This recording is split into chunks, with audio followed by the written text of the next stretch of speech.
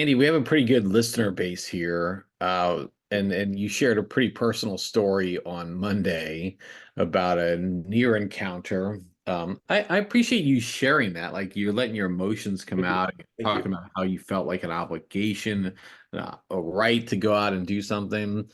Nobody showed up at your door, did they?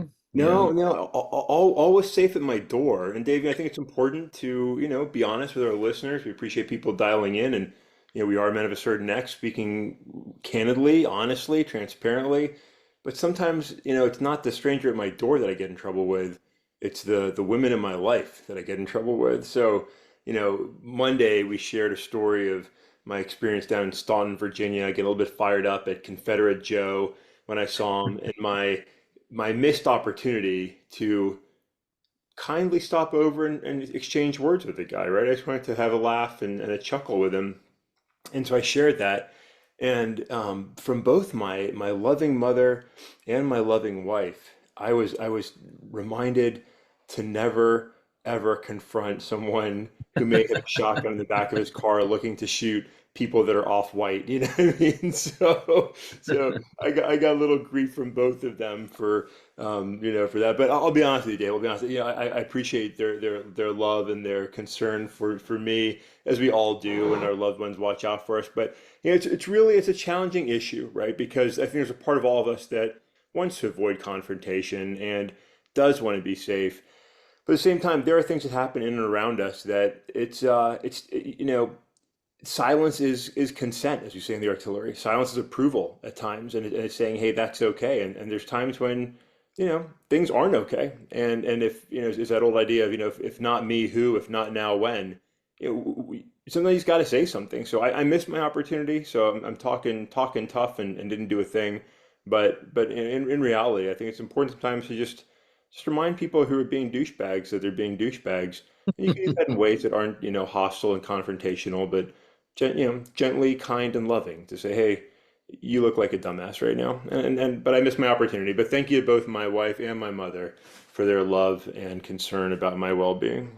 Yeah, well, just as much as he has his right to wear his article of clothing of his choice and wave the flag of his choice, I guess, Yeah. it's as much of our right to go and tell him he's a douchebag. So, I mean, I do think that there is a there it works works both ways. Like I was there with you on the initial gas station approach. I don't know if I would have necessarily purposely stopped at the gas station The on the way second time back around. the second time around in hopes that you'd find the same person there.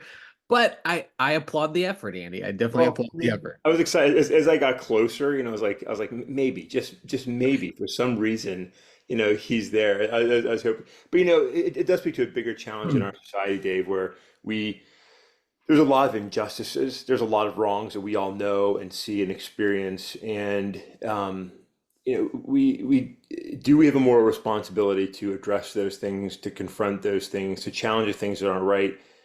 I think for all of us, there's a different level of when is it right to intervene, and on what issues is it right to intervene. And we're not going to all stand up for every issue we see, every injustice we see.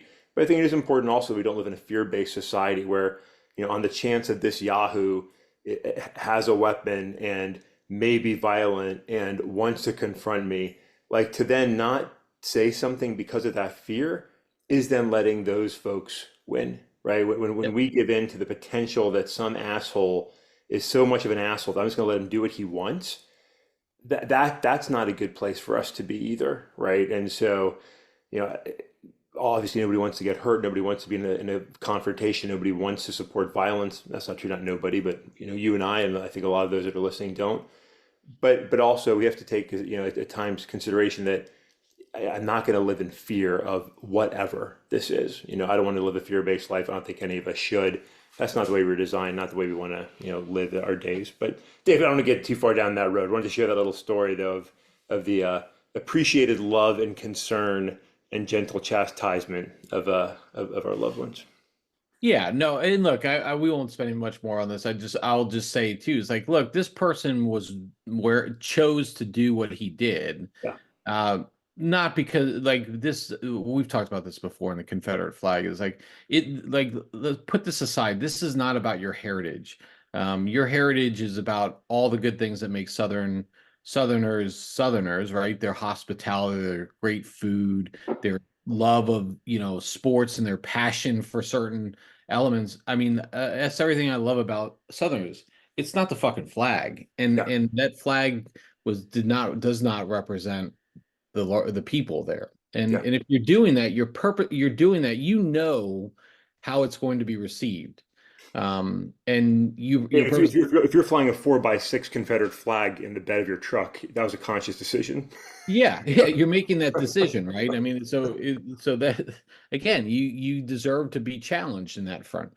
And again, just because you feel like that doesn't mean you're right. And so you should be challenged. I mean, you being them, in Yeah. this particular case, not you as an Andy Jabor, because we all love you, Andy. So. Okay, Andy, let's do move on to a couple other topics here because you littered my box with all sorts of articles. It's like a tidal wave, and I just didn't know where to go. But I do want to start with this, Andy. This is an Axios, a jarring generational gap. America is divided on values, economics, and politics. Okay, boomer, I think most people will hear.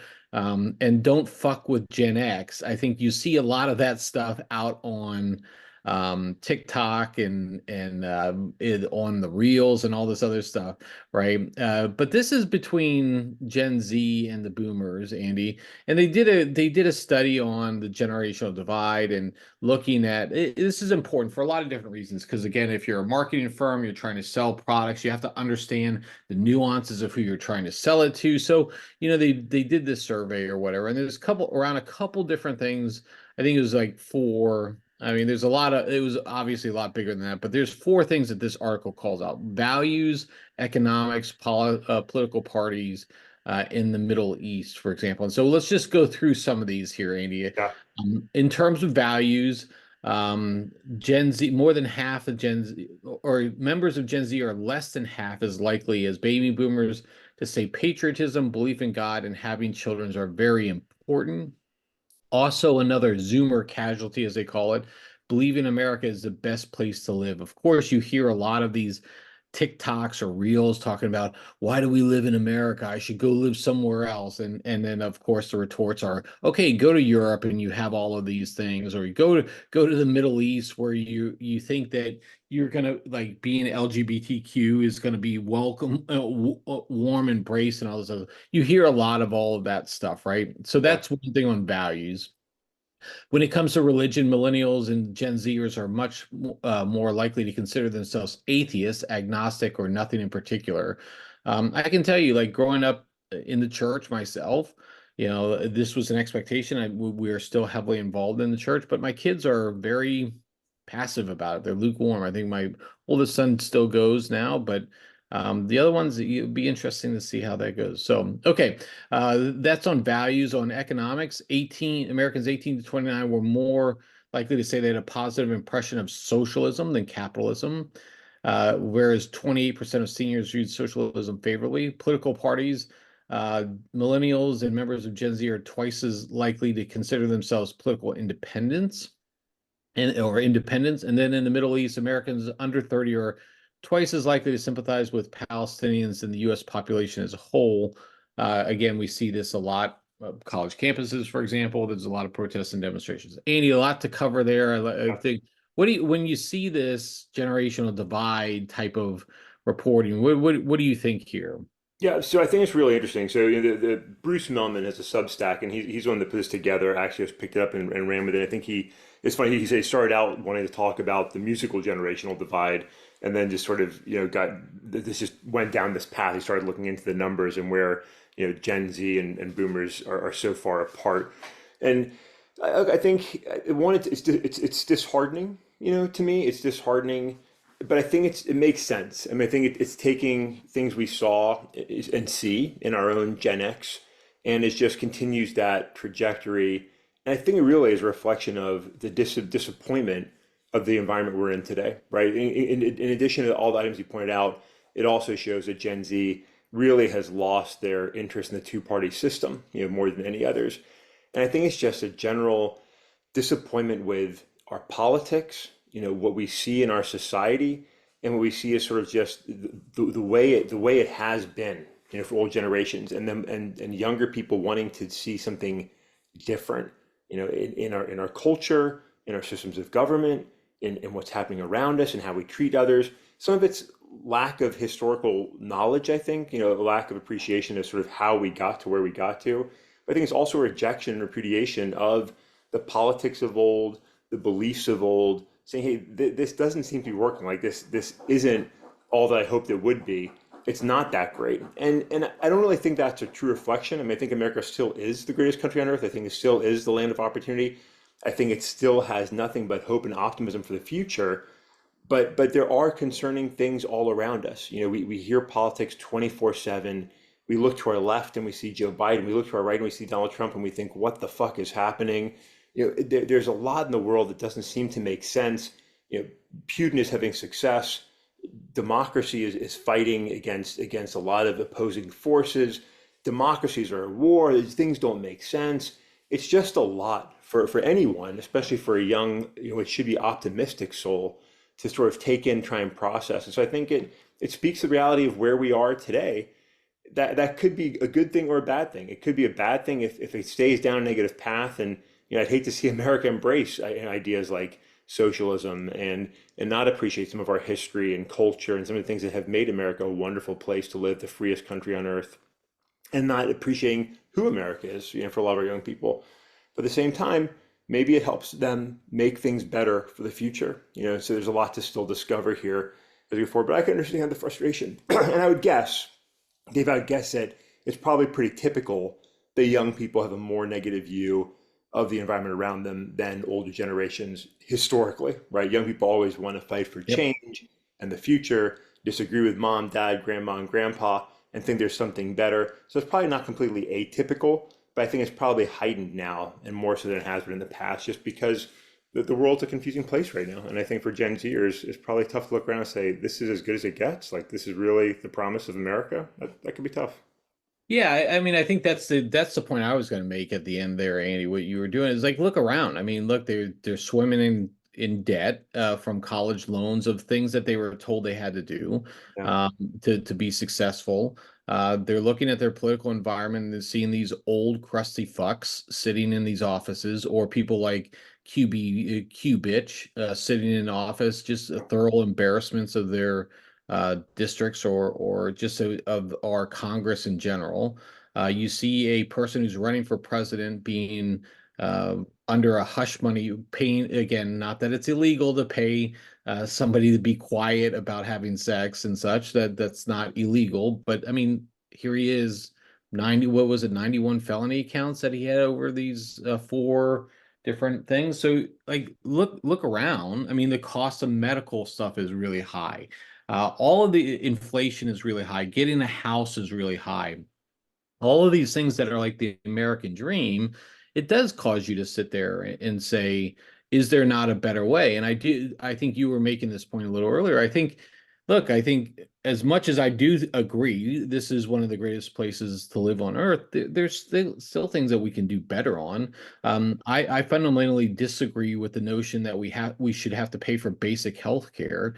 Um, I think that should be a right of being life, liberty, and the pursuit of happiness. We should have basic health care for our country, but we're controlled by some of these insurance companies that never want that to happen. And so those are the type of things where I can see where that comes from, and maybe that can change with them as they grow older into adulthood, and start, having families and so on. But like the numbers aren't great, Andy. I mean, the marriage rates are getting, I mean, you're getting older as you're getting married. So, and then because they don't want to get married without the right money and provide for their family, the number of births are going down in the United States. We don't talk about that. We talk about that in other countries, but in the United States, it's also been declining as well. Housing prices go up, college costs go up. So there's a lot of things to be a little worried about. So I can definitely understand where this is coming from, but I hope it gets better, Andy. Yeah, I do too. There are a lot of things that are frustrating. You bring up healthcare. I wrote on that a couple of years ago. I think there's other ways to do things, and again, this is where the two-party system becomes so difficult. Party A takes a position party B just takes an opposing position. Sometimes it's not really that different, right? But it's just it, and we're presented as if those are the only two options now available on the table, and that's how it is with healthcare. Either you support Obamacare or you support the free market. Not neither of which is an accurate reflection of what the two parties believe or support, but that's kind of the way it gets sold to us, and people just fall into camps, right? Either I'm red or I'm blue. I support this guy or that guy, and we don't have serious discussions in the base and explore ideas of, wait, maybe there's a third, fourth, or fifth way that might make more sense. And we just lose sight of these things. And again, we blame the politicians fairly, we blame the media fairly, and we have to blame ourselves for not being a little bit more inquisitive and curious about options and thinking a little bit more than we oftentimes do. And it is a frustration. It's a real challenge. Our political system is wonderful, but challenging. It's not functioning as well as it should, and it makes it hard to have really thoughtful discussions on ideas like healthcare, like welfare, like education. It's hard to have these conversations, and I think that's part of what we're seeing, as you're alluding to in this example Melman provides. It's just leading to generational divides and people saying this doesn't make sense. There has to be a better way. And there are better ways across so many of our issues, from policy, laws, regulations, how we treat our police, how we treat our homeless. There's just a million things we can do differently and better to the benefit of all of us. Yeah.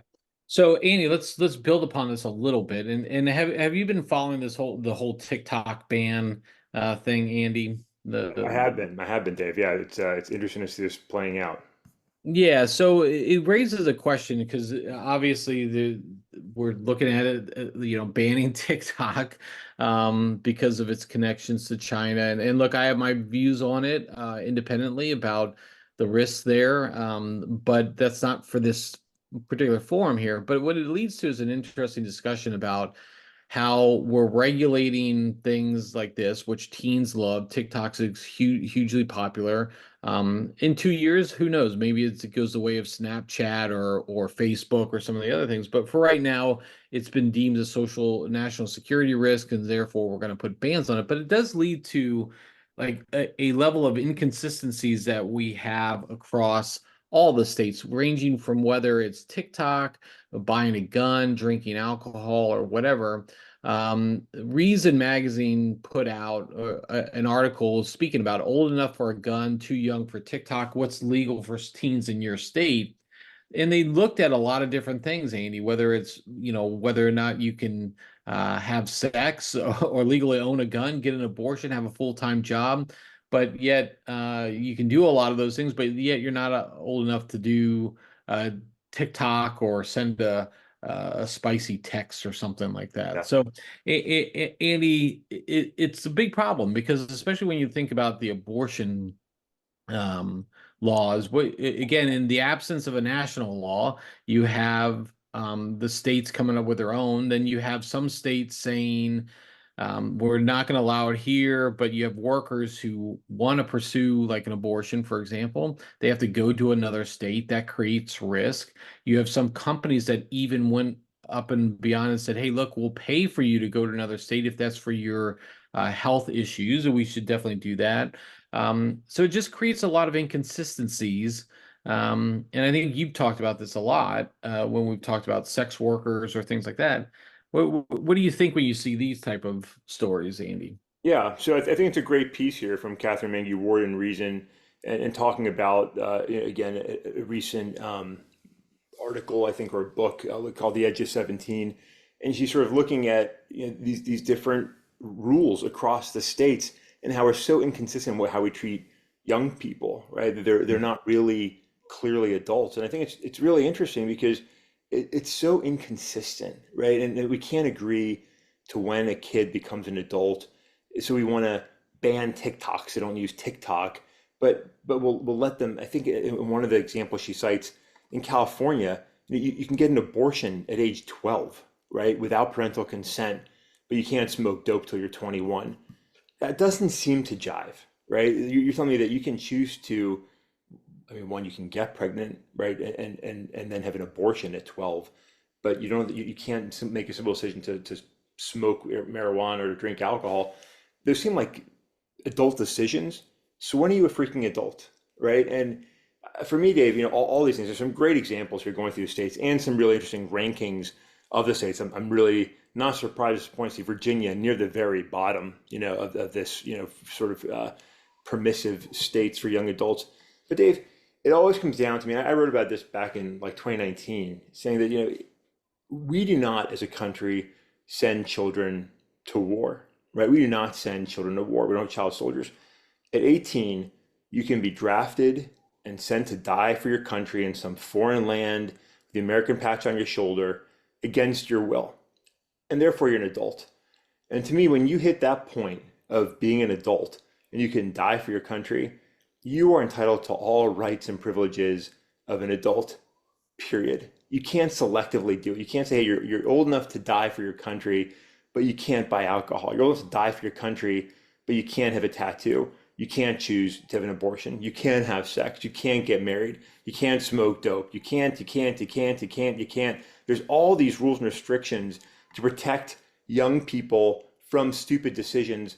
Stupid decisions are what being young is all about. And Dave, let's be honest, you and I are, in our midlife here, still making dumb decisions because that's what people do and we learn from them. And so to shackle kids and say, you can't do this, you can't choose that, but you're old enough to be drafted like that. It's such a horrible, horrible inconsistency. It doesn't make sense. For that reason alone, if I was a Gen Z kid, I'd be pissed off at baby boomers, right, for having that be the way it is. But it's just a mess. And Catherine does a great job, looking at this and saying, look, it's so horribly inconsistent from state to state. And it doesn't make sense, right? If you're an adult, you're a fucking adult. Make adult decisions, live with the consequence of your actions, learn and grow. That's how we become capable, competent, mature people. Somewhat mature. I mean, you and I can't really use that word, maybe. Yeah, we're not really there, Andy. We still got a lot of maturity to go, approaching 50. So, um, yeah, and I definitely agree. I mean, I think these two things that we've talked about, they're connected, right? I mean, I think when you talk about Gen Zers and millennials getting upset with boomers, okay, boomer, we'll say that again, it's because of shit like this, right? I think, again, these things are being placed upon young people without, they don't have the ability to influence any of that or talk to it or present anything about it. And yet they're just being told to suck it up and do it. And I think that's just a level of inconsistency, and I think that leads to some of these generational divides, right? I think whereas the boomer will sit there and say this is a national security issue. Speaking to TikTok, the Gen Zer will say, "What the fuck are you talking about? Like, I'm having fun on this app. I'm engaging. I'm doing some things, and now you're saying I can't do that because of some fucking fear you have of China." And so that, yeah. So, all right, Andy, fun, good two areas there to talk about. Anything you want to talk before we go into something a little different? I'll say so. Just a couple more examples. I think just kind of blow Yeah. my mind. Alabama, you can possess a rifle or a shotgun at any age, but you can't smoke till you're 21. So you can have a gun, but you can't buy cigarettes. Arizona, you can drive unsupervised at the age of 16, but you can't play the lotto till you're 21. You're not responsible enough to buy a lottery ticket, Dave. But by all means, take a multi-ton vehicle down the highway at 65 miles per hour, and that makes sense. So it's just it's bullshit. Free the people, Dave. Free the human. Free the human. Very, very appropriate, Andy. Okay, all right. So, Andy, let's talk about something. Okay, we had two other Trump things we were going to do, but we're not going to do that, Andy. I don't want to subject our listeners to that, and more importantly, I don't really want to fucking talk about it. Trump's a fucking loser. Like, let's just. I'm not hiding my disdain for this individual, and we'll see where he goes. Can I But make a quick point there, just on that alone, Dave? Can I make a point there? So, one of the biggest frustrations is on his stated positions. Like there's a lot of things that I can look to Trump and say, hey, I kind of agree with that. Right? I kind of agree with that. It's just because of who he is and the absolute narcissism and authoritarianism and threat to everything that America is about that he presents. That regardless, even if I agree with him on 100% of his positions, he's a douchebag that I could never say I think this is the best solution for America today. And I think there's a lot of similar rejections for you, right? yeah, It's not a repudiation of politics even. It's that this man. is so dangerous, right? So corrupt, so full of shit. Like, why on earth, how on earth could we re-elect him to serve as president of the United States of America? Like, I think that's really the issue. It's not even a political issue. It's a you're not a good human issue. Yep. That's it. That's exactly right. And again, I agreed with some of Trump's positions in his first term, but like I just can't get behind somebody who's just continues to do this. And again, maybe we'll hit on some of those stories that are getting us riled up on Friday or something. But Andy, Memorial Day, Monday. I think we're gonna pod Monday, aren't we? I I think think we you and intend I, to. I think we yeah, intend to. we intend to pod because it's an important day, and I usually do have a very fun Memorial Day tradition in which when we were in St. Augustine, they had a great national cemetery in downtown St. Augustine, and my wife and daughters will go down and they had a nice little service there. It's not a huge national cemetery, but it was very impactful, and we wanted to go there and see that. When we came to North Carolina, they have a nice little Memorial Day service in one of the small towns in South Carolina. So we went there, and we'll probably do that again. But you're going to do something interesting. I think I'm going to join you. You want to tell everybody about it, Andy? Yeah, yeah. So thanks, Dave. So, one of the things that, you and I and many others who have served in the military have done a lot, sometimes more than we wanted to, was road marching or rucksacking or rucking or humping, all terms we would use, basically throwing a backpack on and going for a walk, right? We did it in the military as part of our, marching and movements, but it's become increasingly popular all over, right? People go rucking as a form of cardiovascular fitness, getting their steps in, getting their exercise in. And it's something that's been popular amongst those, in the Arnold Pump Club Village that we've talked about many times. Daniel Ketchel, who, really leads that community, is a rucking enthusiast. And I got back into it a while back, and I've really enjoyed it. I've gone out. My wife and I have gone, rucking together in the afternoons, in the evenings, I should say. Like, really enjoy it, right? And so, as I was going through my chemo treatment, going back and knocking out a 12 miler to the old Ranger standard was a big mental accomplishment for me. I was very excited to do that and just helped me feel better. So I really liked it. And so I was thinking about Memorial Day. I was like, hey, something can go out there and sort of connect with that spirit of those who have served. And on Memorial Day, remember all of those who have fallen in service to this country. And just sort of, I was going to call it a pump hump for the pump club, and the idea of going out there and humping a ruck, taking a long walk, it's sort of in honor of all of those who are no longer with us, our brothers and sisters, Dave, and all of those throughout history who served this country well and faithfully and lost their lives, in service to this country. And so the idea is just to go out there and walk and have a little time to reflect and honor those who have fallen. And so my wife and at least one of my sons are going to join me. We're going to go out there and walk different distances. I share with a few folks, and the idea that, hey, let's just maybe do something together virtually. And so I'm really looking forward to it. So Memorial Day, pump hump, going to go out there and log some miles, think about those who have served and who we've lost, and just try and honor them in some way. Yeah, no, I think that's exactly right, Andy, and I'm happy to join you on this pump hump, appropriately named. I'm not sure I'll do like the Ranger standard, Andy. I don't think I'm quite to that level, but I will get to a degree. And again, it's more about, why we're doing it and what we're doing it for and recognition. And again, not to be confused with Veterans Day, where we want to celebrate everyone who's served and their families and such. This is really time to remember those who've made that ultimate sacrifice for their country. And again, not everybody comes from the same backgrounds. The beauty thing about being in the military and serving your country is that when it all people from all diverse backgrounds come together, they're given a mission to do, they're given something. They don't have the right to go back and say, I'm not going to do that. I'm not. They do what they're told. They're asked to do this, and they do it very well. One of the most professionals of any organization around the world. And though they made the ultimate sacrifice for the liberties and freedoms that we have today in this country, and for the right for us to be on this podcast to say people that are fucked up or not fucked up, right? And for stupid ass people to wear shit on their, to wear jackets with certain flags on it or not. We Yeah. we fight for that, and you and I are both very proud of our service. I think we made significant contributions in advance of those freedoms, and I think this is a very appropriate, Andy, to take time when when so much about it is about barbecues or baseball games or sporting events to really reflect and take the time to remember what Memorial Day is really about. So I'm happy to do it. I'm excited to do it, Andy, on Monday.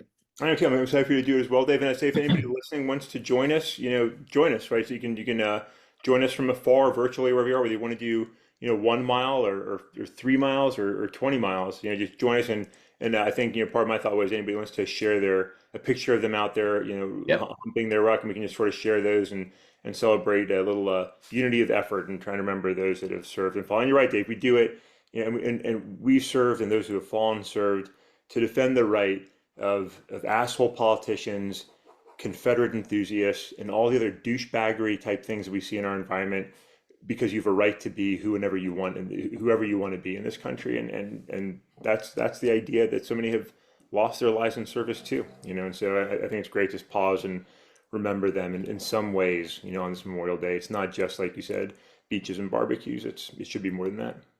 Yeah, yeah. So, Andy, I think it's a great way to end. And I will encourage everyone. I'll get out there. I'll post a little video of me out there humping, and then we'll see where it goes from there. So, I'm looking all forward right. to seeing you hump. Oh, who are you? All right, Andy. With that, I'll catch up with you next time.